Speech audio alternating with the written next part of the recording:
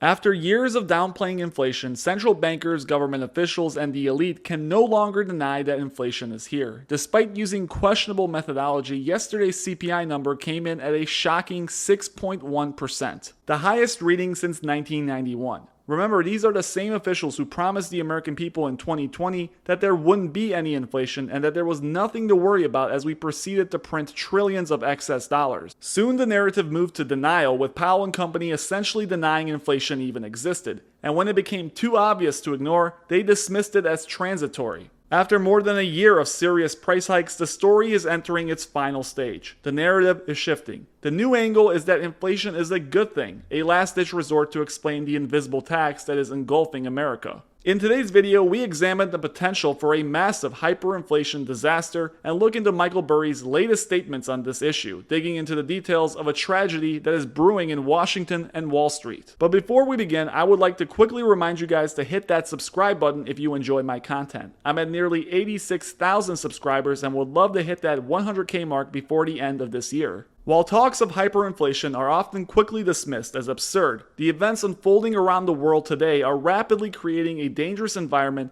where only a spark could produce a massive inflationary inferno. Let's begin with some facts. While we like to believe that the United States is immune from disasters like a currency collapse, allow me to remind you that not once in history has a fiat currency survived.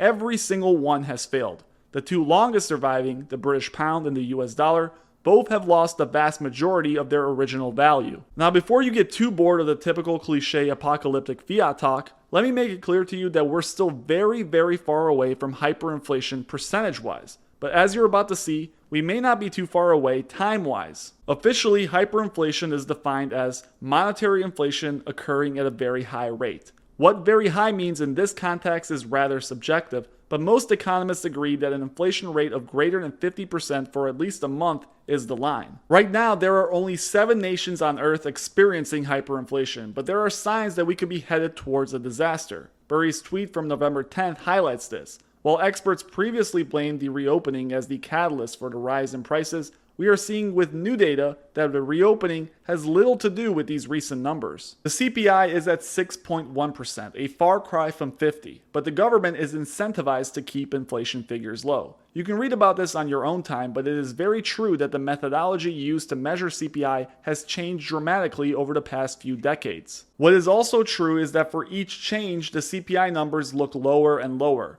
Never the other way around. For example, using the 1990 method, our CPI today would measure right around 10%. Using the 1980 method, it would measure close to 15%. How far can we push before we break? As you may know, Burry rarely makes public appearances or speeches. However, back in 2012, he gave a commencement speech at UCLA. While this event may have happened nearly 10 years ago, many of his statements ring true today. Burry's most important piece of evidence for future hyperinflation is the addiction our government has to the money printer. While inflation rises, we see today's politicians push for more spending, more government assistance, and more social programs. Trillions of dollars that we believe we can just create out of thin air. So far, things have been great and the party has continued. But as he explains in this next clip, the party may soon be over. I can explain it in one sentence. When the entitled elect themselves, the party accelerates, the brutal hangover is inevitable. Our nation's economic policies are born of a synthesis of theories on how to deal with the Great Depression of the 1930s, yet seems unable to honestly examine the most recent one. Sadly, at the highest levels of economic thought in government, questions are not tolerated. It is as if we are dealing with the binary judgment of a fundamentalist religion. Finance theory and practice fare no better. The continuing crisis makes a mockery of the principles which have guided credit policy and risk management since the 1960s. As it turns out, information is not perfect. Volatility does not define risk. Markets are not efficient. The individual is adaptable. But the dark ages of finance allow no such light. As you just heard, Burry has this belief that today's economists are naive and unadaptable. They believe that they have found a fix for recessions and depressions, a problematic line of thinking that instead has sparked a decades-long party where exuberance is exploding. The rich are getting richer and the poor are getting poorer. While on paper the S&P 500 shoots upwards, dissatisfaction is growing among the American people, and inflationary psychology is evident all over. Now I come back to the final point. How far are we from a currency collapse? Well, throughout history, hyperinflation has always started off slow and accelerated rapidly into disaster. Take, for example, the country of Israel. In 1970, its inflation rate jumped to 6%. High but not disastrous. 4 years later, in 1974, it had jumped to 40%.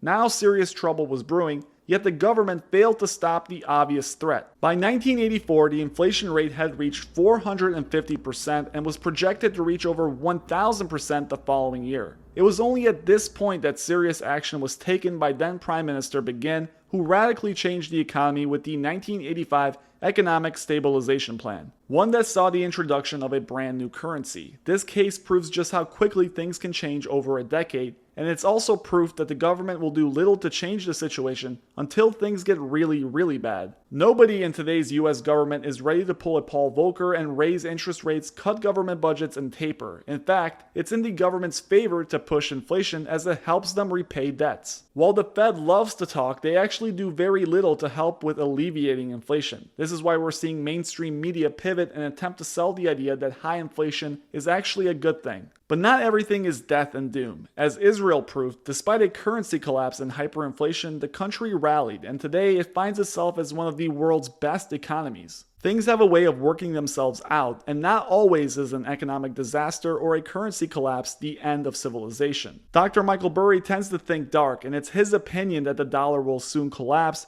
and that will be met with the end of the American story. Even in 2012, he envisioned a crisis that will occur in the near future, telling the graduating students that they will face a much bigger crisis before the end of their 20s. Take a listen. Of course, it's not lost on anyone that you started your term at UCLA in the midst of a global financial panic, the consequences of which are far from settled. The fault is not your own, but the future it leaves certainly is. As a result of what happened while you were growing up, you now face a future that will feature either another Great Recession during your 20s or during your 40s, a U.S. debt to GDP ratio exceeding 200%. And that's not me, that's the Congressional Budget Office. Me, I think they're ignoring reflexivity, and I think you face both. Not exactly what you want to hear as a 22-year-old coming out of college. Where this is headed, nobody really knows, but the next few years will prove to be extremely important. The direction of history will be dictated by those who control the printer and monetary policy. The Federal Reserve will take on its most important test in decades. How long can the dollar survive these policies? That's the big question. Thank you guys for watching. As always, please make sure you hit that like and subscribe button if you enjoyed.